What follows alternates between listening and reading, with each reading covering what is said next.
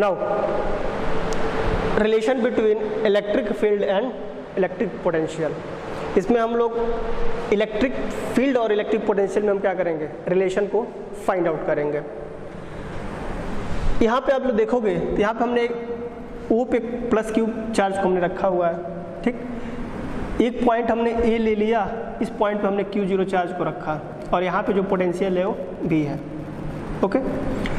एक चीज़ आप लोग जानते हो, अगर प्लस क्यू के कारण जो इलेक्ट्रिक फील्ड होता है वो आउटवर्ड होता है, बाहर की तरफ होता है, तो इसका मतलब इलेक्ट्रिक जो फील्ड होगा इधर होगा, इस डायरेक्शन में, बाहर की तरफ नहीं, मतलब उसका डायरेक्शन क्या मिलेगा आपको, ये मिलेगा बाहर की तरफ। सपोज अगर इस टेस्ट चार्ज Q0 को आपको यहाँ से यहाँ तक लाना हो, ठीक, तो फोर्स लगाना पड़ेगा और फोर्स की वैल्यू कितने के बराबर होगी, F equal to Q0 into ई।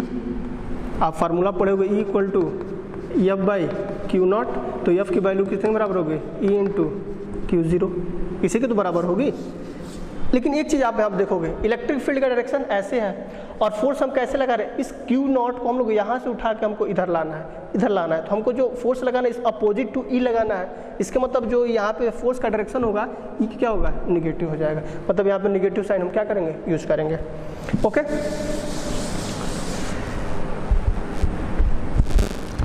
अब यहाँ पे देखोगे amount of work done in moving Q0 from A to B is given by W equal to F into D R. यही तो होगा, फोर्स हम इधर लगा रहे हैं, फोर्स की वैल्यू हमने निकाल लिया है और डिस्टेंस हम कितना चल रहा है, यहाँ से यहाँ तक चल रहा है, तो फाइनली हमको मिलेगा वर्क डन की value W equal to minus Q0 E into D R. ये इक्वेशन क्या हो गया, फर्स्ट हो गया, ठीक। यहाँ पे हमने पोटेंशियल भी माना था, यहाँ पे एट पॉइंट बी पे हमने potential V equal to V plus D माना है, क्योंकि यूनिट पॉजिटिव चार्ज को यहाँ से यहाँ पे लाओगे तो हमको ज़्यादा वर्क डन करना पड़ेगा, क्योंकि ये थोड़ा सा पास में आ जा रहा है, तो वर्क डन बढ़ेगा, तो इसका मतलब पोटेंशियल भी आपका थोड़ा सा क्या हुआ, बढ़ गया। तो डी अमाउंट मान लो यहाँ से यहाँ तक आने में डी अमाउंट पोटेंशियल बढ़ गया, ठीक। तो हमने वी पे V प्लस डी हमने ले लिया है। एक फार्मूला आप लोग और पढ़े होंगे, potential difference PD equal to work done upon Q0, ठीक। और पोटेंशियल डिफरेंस क्या होता है, difference of potential, it means final minus initial, ठीक। तो हम यहाँ पे पोटेंशियल डिफरेंस की वैल्यू पुट करेंगे तो यहाँ पे हो जाएगा VB माइनस VA, हमने पढ़ा भी है इसको, equal to W by Q0। VB की value V plus DV minus VA की वैल्यू V और W by Q0। VV cancel कर लेंगे एक दूसरे को, तो फाइनली यहाँ पे DV इक्वल टू मिल जाएगा W बाई Q0 और यहाँ से जो W की जो वैल्यू मिलेगी वो मिलेगी Q0 इंटू DV। ये इक्वेशन क्या हो जाएगा, 2, और यहाँ पे इक्वेशन फर्स्ट था। देखो दोनों आप इक्वेशन में देखोगे तो ये जो left hand side W same है, तो राइट हैंड साइड भी क्या होंगे, सेम होंगे, तो हम दोनों को इक्वेट करेंगे तो फाइनली हमको मिल जाएगा minus Q0E into D R equal to, यहाँ से मिलेगा Q0 इंटू डी बी। देखो LHS सब सेम होंगे तो RHS भी क्या होंगे, आपस में सेम होंगे, तो इक्वेशन फर्स्ट और इक्वेशन 2 को कंपेयर करने पे आपको मिलेगा minus Q0E D R equal to Q0 D B by,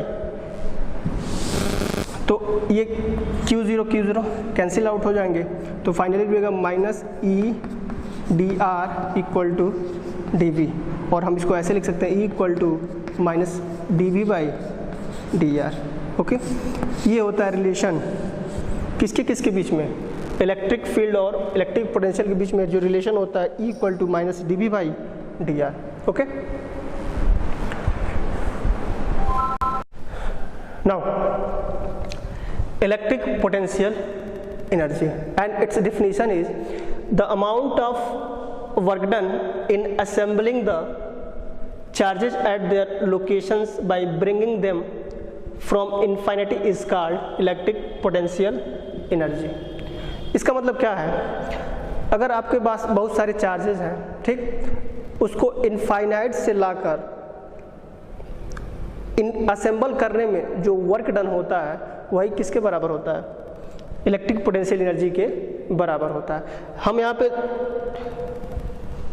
2 charge system ले रहे हैं Q1 Q2, इसको असेंबल करने में जो हमको पोटेंशियल एनर्जी मिलेगी उसकी वैल्यू हम क्या करेंगे, फाइंड आउट करेंगे। ओके, सपोज ये चार्ज Q1 किसी पॉइंट P1 पे रखा हुआ है, ठीक। अब इस Q1 के करस्पॉन्डिंग जो वर्क डन होगा वो 0 के बराबर होगा, क्योंकि हम इस Q1 को किसी दूसरे चार्ज के इलेक्ट्रोस्टैटिक फील्ड में नहीं ले जा रहे हैं।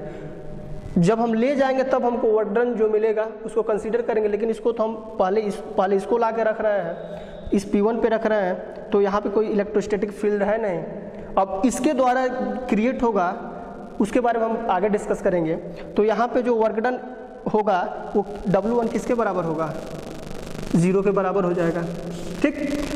अब सेकंड केस में क्या है, हम क्या करेंगे, इस Q2 को इनफाइनाइट से हम P पे ला रहे हैं, ठीक।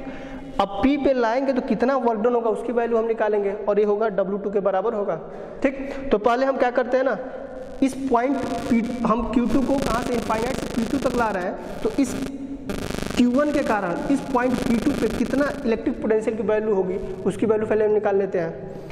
तो यहाँ पे हो जाएगा electric potential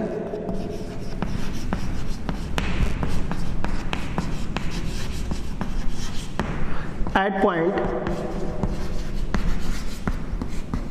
P2 due to Q1 is given bye,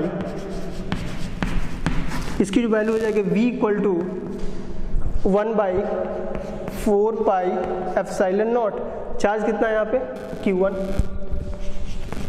और हमको कहाँ पे इलेक्ट्रिक पोटेंशियल की वैल्यू फाइंड आउट करनी है, P2 पे, इनके बीच का डिस्टेंस R है, तो हम क्या कर सकते हैं यहाँ पे R पुट कर सकते हैं। ओके, ये हमको मिल गया इस पॉइंट P2 पे इसके कारण कितना इलेक्ट्रिक पोटेंशियल जनरेट हो रहा है उसकी वैल्यू हमको मिल गई।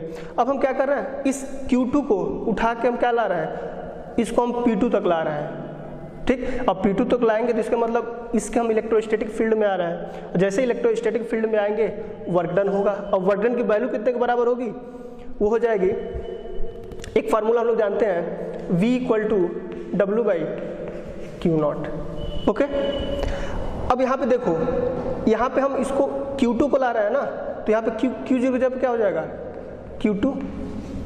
ओके, और यहाँ पे वर्क डन मान लो हम यहाँ से यहाँ तक लाने में वर्क डन कितना कर रहे हैं, W2 कर रहे थे, हम यहाँ पे W2 लिख सकते हैं, और यहाँ पे पोटेंशियल हमने कितना निकाला है, V निकाला है। तो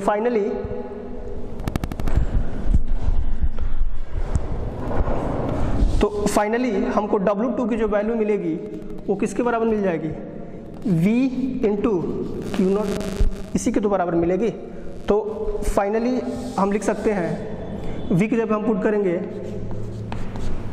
1/4 pi epsilon not Q1/R into Q2, sorry यहाँ पे Q2 होगा, Q2 ये हो गया, ये हमको W1 और W2 मिल गया। अब पोटेंशियल एनर्जी होता क्या है, वर्क डन का सम ही तो होगा, यहाँ पे W1 मिल रहा है, यहाँ पे हमको W2 मिल रहा है, तो टोटल वर्क डन कितने के बराबर होगा, W equal to W1 plus W2, तो यहाँ पे इसको हम मिटा दे रहे हैं।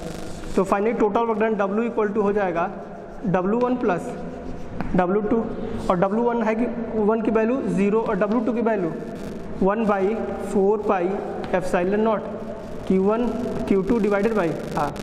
तो टोटल वर्क डन हो जाएगा 1/4 पाई एप्सिलॉन 0 Q1 R, ठीक। ये वर्क डन की वैल्यू होगा, और यही वर्क डन किस पोटेंशियल एनर्जी के फॉर्म में स्टोर हो जाता है, तो हम इसको डिनोट करते हैं U से।